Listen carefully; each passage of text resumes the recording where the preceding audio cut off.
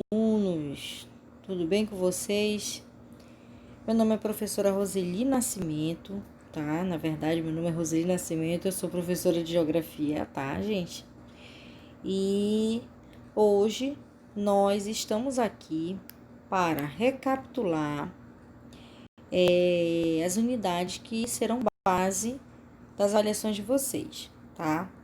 Então, vamos recapitular, na verdade, a palavra certa, a unidade 7, primeiro, que é a região Nordeste, tá? A unidade 9 é a região Norte, então vamos começar primeiro pela região Nordeste.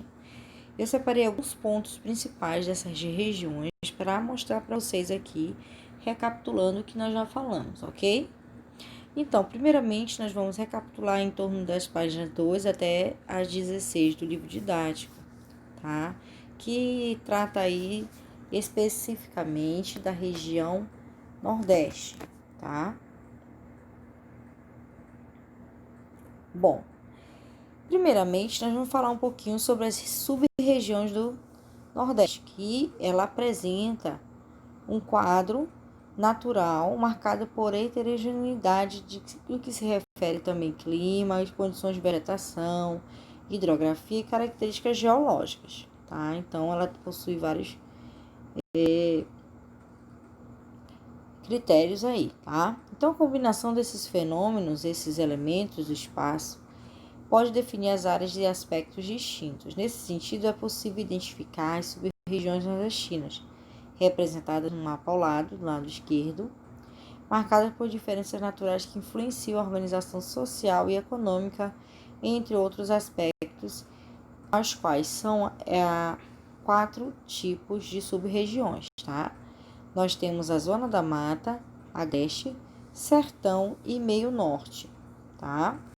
Eu vou falando superficialmente dessas regiões, para não se alongar muito, tá bom, gente? Mas será o essencial aí para que vocês possam ter um melhor entendimento.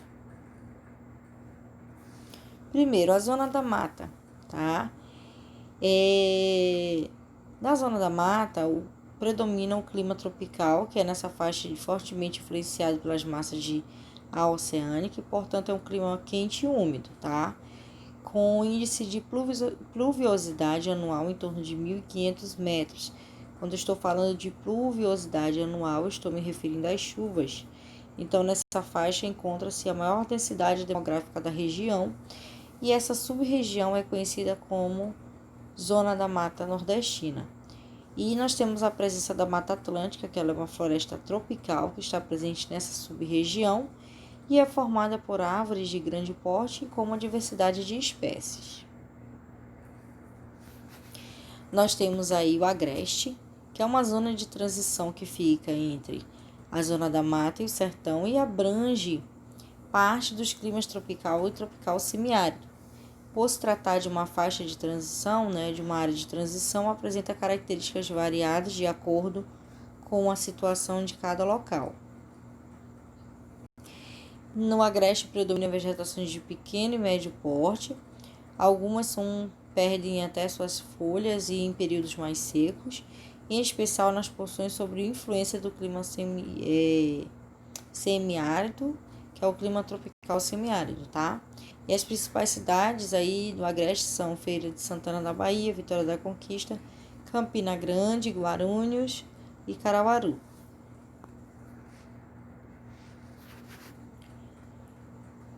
No Agreste nós temos a presença de planaltos e altitudes moderadas e estruturas rochosas bem antigas. Além dos planaltos, como o Planalto da Borborema, encontram-se chapadas, como a Chapada Diamantina e também serras, tá? Em algumas regiões é possível perceber paisagens naturais inusitadas, nas quais as rochas, conhecidas como matacões, formam cenários impressionantes, tá? Então, os matacões, eles são os monólitos ou fragmentos de rochas arredondados e pode ser originado no próprio local ou até pela ação do intemperismo. Aí nós temos o sertão, tá? O sertão é a maior sub-região nordestina que se apresenta sob influência de clima tropical, principalmente tropical semiárido. Nesse último, que é o semiárido, em certas regiões ocorre as chuvas, né, a pluviosidade a ser inferior a menor, né, do que 500 milímetros anuais. Então, essas chuvas mal distribuídas durante o ano todo concentra-se principalmente entre os meses de janeiro e dezembro, e a época mais chuvosa ocorre no verão, no hemisfério sul, período por vezes denominadas de inverno pelos sertanejos em razão de muitas chuvas que ocorrem no sertão, tá? Aí algumas áreas do sertão apresentam características vegetacionais típicas de faixa de transição. Entre as áreas de Caatinga e Cerrado, por exemplo, ocorre a chamada Mata Seca, situada em regiões mais distantes ou distintas dos cursos dos rios, em áreas menos irrigadas, apresentando espécies com graus diversos e quedas de folhas nas épocas mais secas. Aí também nós temos o meio norte. Nessa sub-região existem dois tipos de climas predominantes, tá? O tropical, que ele é caracterizado pela alternância de uma estação mais seca, e o inverno, que é uma estação mais chuvosa, e o verão equatorial existente em uma pequena faixa no oeste do estado do Maranhão. Aproximadamente, os índices pluviométricos, os índices de chuva, são mais elevados, que é aproximadamente 2.000 milímetros e com temperaturas elevadas. No meio norte, destaca-se vegetações de cerrado, caatinga e também matas do caucás, tá? Aí nós temos a agropecuária nordestina, tá? Com o perfil da agricultura e da agropecuária é marcada e influenciado pelas características do solo e do clima. O desenvolvimento dessas atividades apresenta particularidades em cada sub-região nordestina. Desse modo, as regiões mais próximas do litoral, zona da mata, apresentam maior desenvolvimento de cultivos agrícolas voltados para exportação em grandes propriedades, geralmente monoculturas. E esse é o caso da região chamada de Zona da Mata Açucareira e a Zona da Mata Cacaueira, tá? Em áreas pouco irrigadas no interior nordestino, predomina o cultivo de subsistência em pequenas propriedades, em destaques familiares, tá? A atividade é muito prejudicada pelas condições climáticas, principalmente em anos de ocorrência de fenômeno climático El Niño, cujo provoca grande seca na região e também impõe grandes perdas econômicas aos pequenos proprietários. Aí nós temos um verso, né? Uns versos, na verdade, um poema, chamado Morte e Vida Severina, tá? De Melo Neto, do João de Melo Neto, que escreveu sobre a realidade de um trabalhador, de uma população, né? Vamos dizer assim, de uma região que sofre muito com a incidência da seca e luta para que dias melhores ocorram e para também realizarem as suas atividades, né? E esse texto ele é bem marcante e mostra realmente o dia a dia do homem sertanejo, da mulher sertaneja, tá?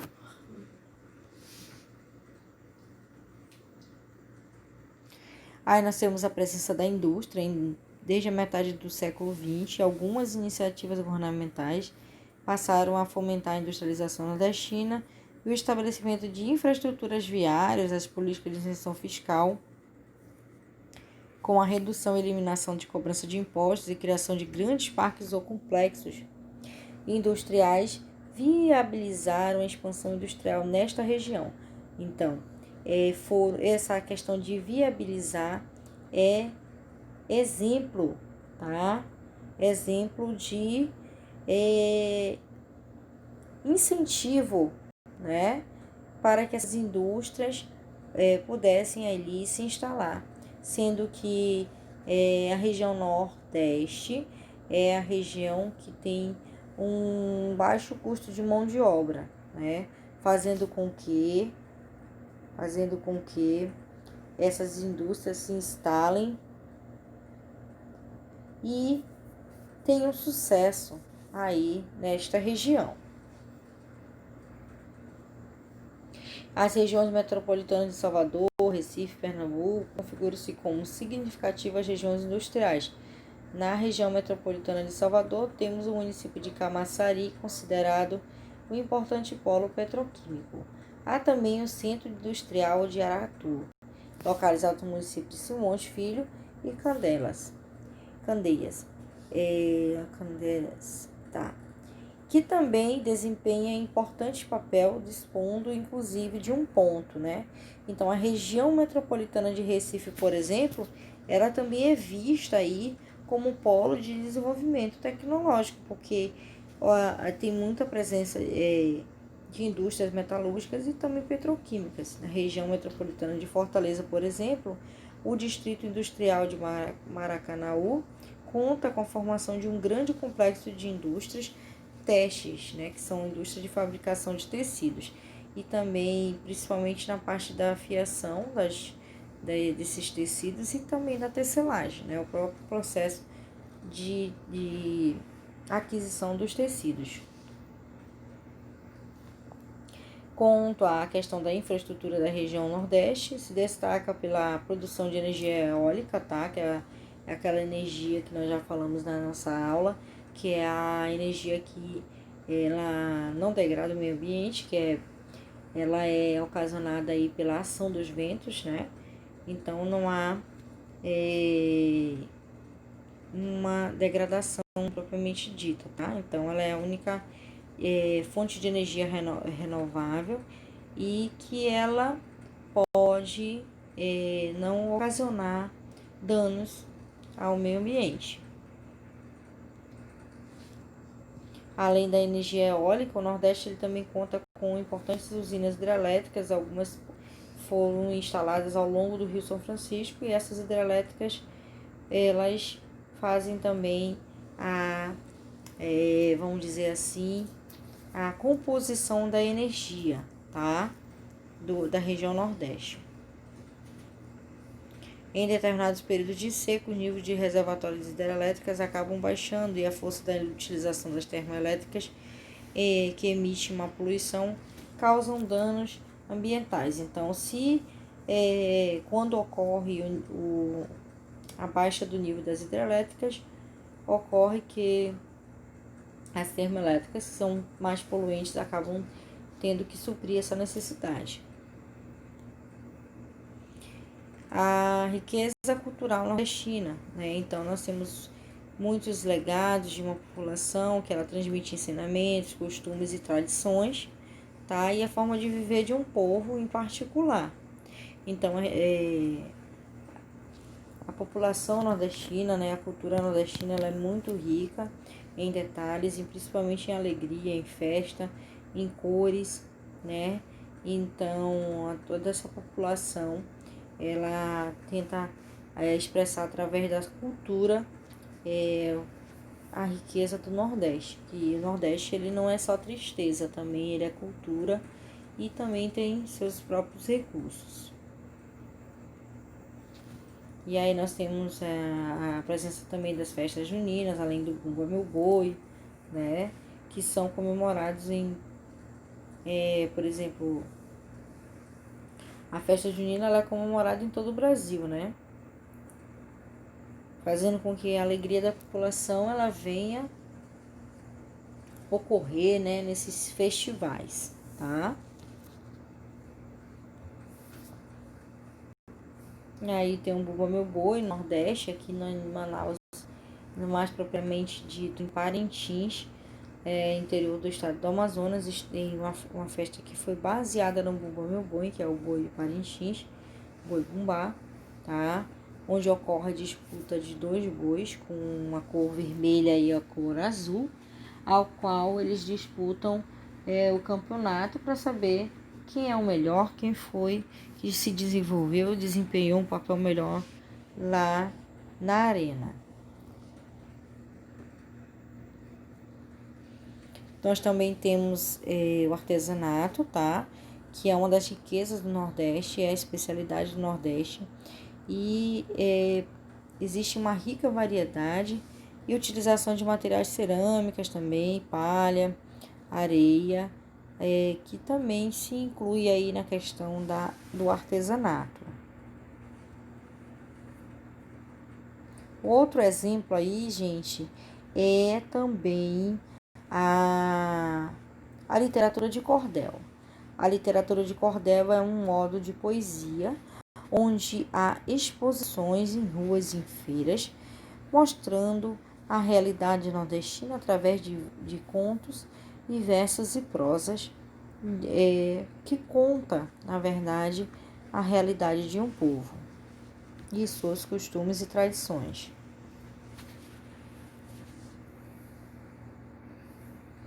O IBGE definiu uma regionalização do Brasil com base em determinados locais que imitaram a trama de algumas grandes obras de literatura. Nós falamos aí também da questão da literatura. E aí nós temos algumas obras marcantes, que é o Sertão de Cariri, Romance da Pedra, do Reino de Ariano Suassuna, Zona do Cacau, Terra Sem Luz Sem Fim, Cacau e São Jorge de Ilhéus, as 3 obras de Jorge Amado. Gerais, também Grande Sertão Veredas, de João Guilherme Rosas. E agora nós vamos recapitular um pouquinho aí da região norte para finalizarmos o nosso processo aí de preparação, dos nossos alunos através dos conteúdos que foi abordado que merecem, por exemplo, destaque neste capítulo, tá? Então, nós trabalhamos aí das páginas 37 à página 51 do livro didático, que traz aí alguns aspectos da região norte. E aí eu vou comentar um pouquinho com vocês algumas partes importantes aí do capítulo, tá? Aí nós temos as paisagens naturais da região norte, que é uma das 5 grandes regiões estabelecidas conforme critérios de IBGE para a regionalização dos estados brasileiros e conta com 7 estados, tá? E Amazonas, é o nosso estado que nós estamos aqui, que nós moramos, que nós fizemos e fazemos mesmo a nossa história, tá? E compartilhamos aí de muitos sonhos, de muitas realizações, tá? Então, trata-se da maior região brasileira, correspondendo mais ou menos aproximadamente 45% de todo o território nacional, apesar de vasta área e também ela é pouco ocupada por uma grande densidade demográfica, tá? A presença de floresta equatorial úmida, denominada de floresta, é a principal e mais marcante característica da região. Ela influencia o clima não só da região, como também em grande parte do território brasileiro. É importante, antes de fazer, uma distinção entre os 3 que se confundem. Nós temos a região norte, a floresta amazônica e a Amazônia Legal. Então, a floresta amazônica ela se refere à nomenclatura atribuída à floresta equatorial úmida, América do Sul, e seus limites são definidos critérios antrópicos, tá? E por isso ela se estende ao longo de vários países sul-americanos, como Brasil, Bolívia, Peru, Equador, Colômbia, Venezuela, Guiana e Suriname. E o território ultramarino francês, Guiana Francesa, tá? Nós temos também, falando um pouquinho aqui sobre o clima da região norte, tá? Tendo visto uma enorme área, não é grande de diversidade de climas na região norte. É válido lembrar que a classificação climática pode demonstrar diferentes aspectos de acordo com o critério de estudo realizado. De um modo geral, existe a predominância do clima equatorial úmido, com alterações para equatorial semiúmido, em algumas áreas na porção setentrional. dessa região. Além do clima tropical, ocorre em parte dos estados do Pará e Tocantins, tá? Então, somente no Pará e no Tocantins ocorre o clima tropical, aqui na região norte. Aí nós temos os 3 tipos de mata que ocorrem aí na floresta amazônica. Nós temos a mata de igapó, que ela ocorre permanentemente alagada junto aos rios com árvores de médio porte. Nós temos a mata de várzea, que localiza-se nas áreas que sofrem cheias sazonalmente e ficam alagadas por alguns períodos. Aí também nós temos mata de terra firme, que cobre parte da floresta e são áreas um pouco mais elevadas do que as que não sofrem alagamentos. A mata de terra firme corresponde à principal característica da floresta amazônica, tá? Aí nós temos o relevo e a questão da geologia, tá? Nós temos presente em nossa região os planaltos, planícies e depressões que vocês conseguem observar no próprio mapa, tá? A divisão desses 3 formatos de relevo. Nós temos a hidrografia, que as águas oceânicas da região norte seguem um padrão das demais regiões brasileiras, compreenderam o mar territorial da plataforma continental e a zona econômica exclusiva. O grande diferencial da região norte são as águas continentais, tanto superficiais como também subterrâneas. A região norte dispõe da maior região hidrográfica do Brasil e a maior bacia hidrográfica do mundo. A região hidrográfica amazônica ela é constituída pela porção brasileira da bacia hidrográfica da Amazônia, tá? E corresponde em torno de 63% da bacia pela ilha de Marajó e também pelos rios que cortam o Amapá, que se destinam diretamente ao Oceano Atlântico. Também se destaca pela região hidrográfica do Tocantins, Araguaia, e uma pequena parte da região hidrográfica Atlântico Nordeste Oriental. Não, Ocidental, tá bom? Aí, tendo por base o estado do Pará.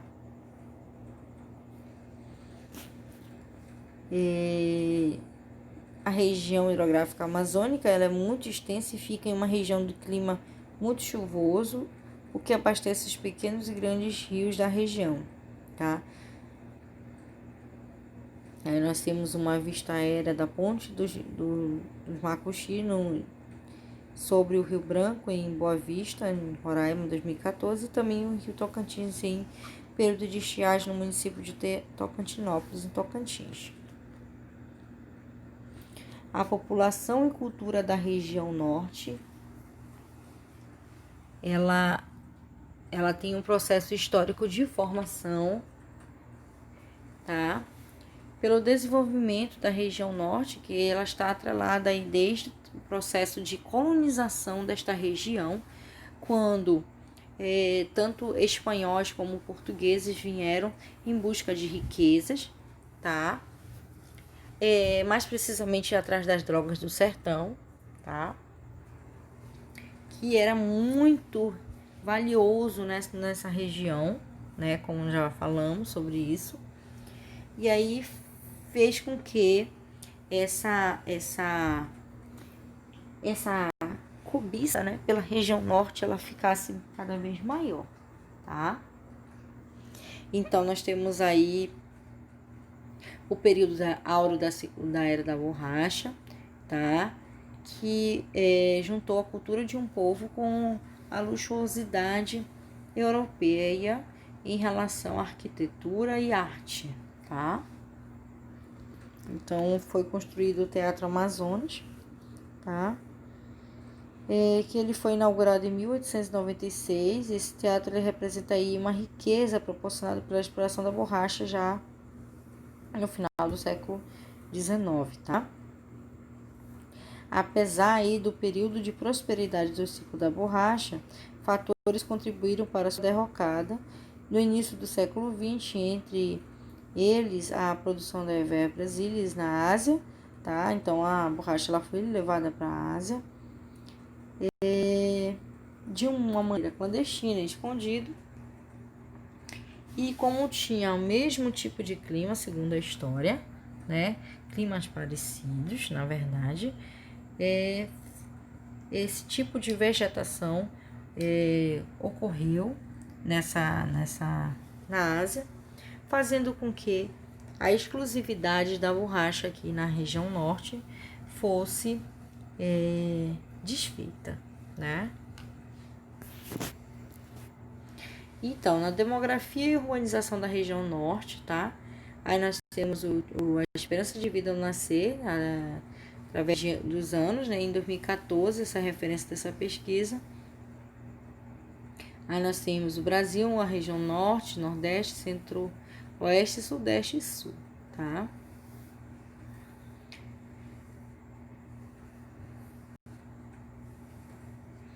A taxa de urbanização da região norte é a segunda menor entre as regiões brasileiras, por volta de 73% vivem em áreas urbanas e 27% das pessoas que moram na região norte, elas estão alocadas em áreas rurais.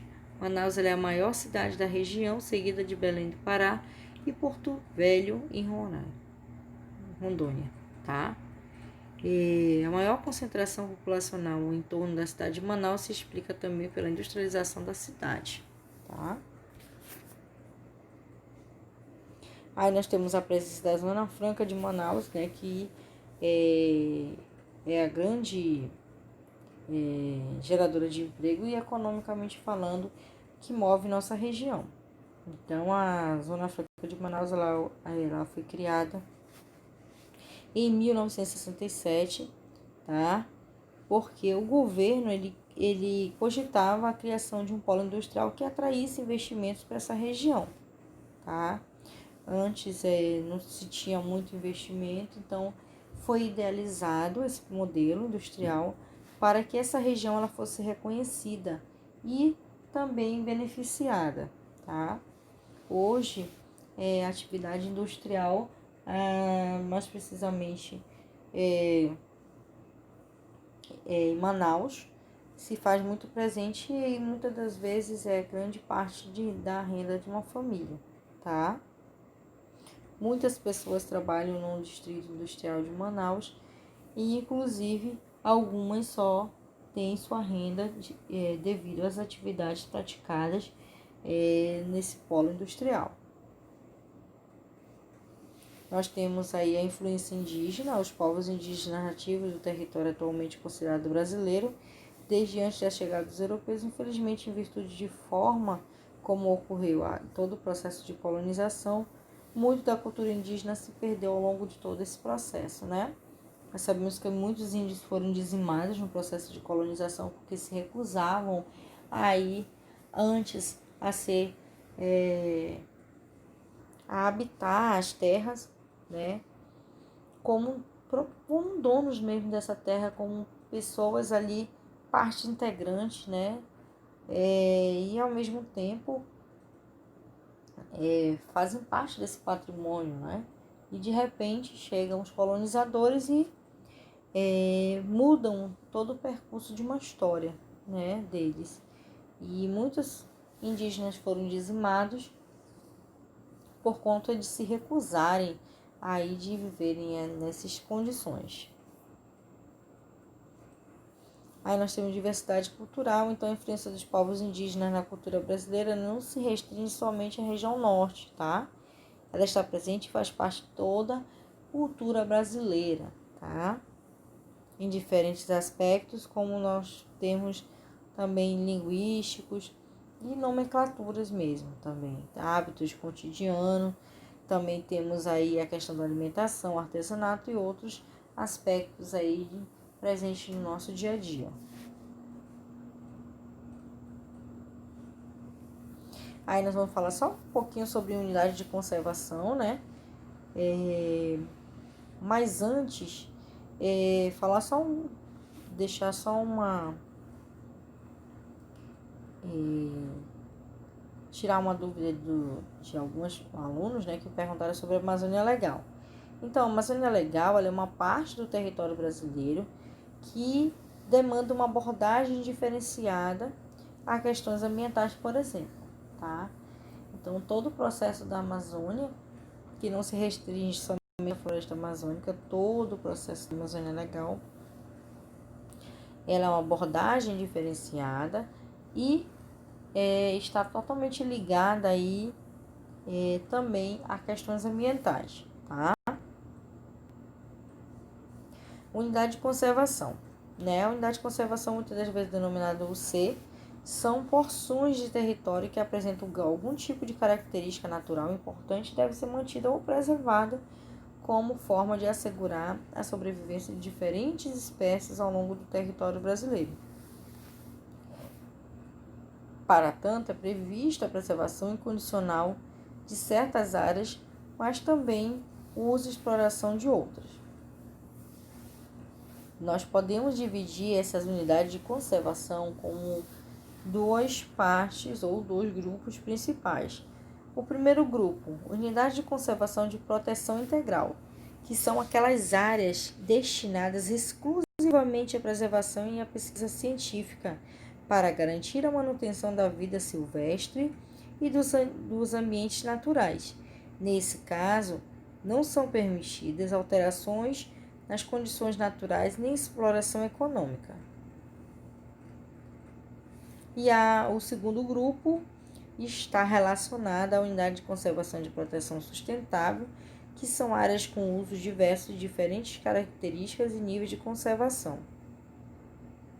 Nesse caso, a exploração não é permitida conforme os limites e as normas estabelecidas nas leis de proteção ambiental. Essa é uma boa iniciativa para estimular o uso sustentável do ambiente, tá? Então, esse ambiente ele vai ser utilizado, sim, mas com consciência, não tendo nenhum tipo de desperdício, tá? Então, meus amores, realizem todas as atividades de vocês com muita atenção. Atualize seus cadernos, livro didático, livro de atividade. E em caso de dúvida, eu estarei aqui no privado para ajudá-los. Desejo a todos bons estudos, se preparem para a nossa avaliação que vai dar tudo certo. Com toda certeza acredito em cada potencial de cada um dos nossos alunos e sei que vocês são capazes. Independente de qualquer dificuldade que vocês possam encontrar, observem e nunca se esqueçam, vocês podem sim ir muito além, tá? Desejo a todos bons estudos e em caso de dúvida estarei no privado.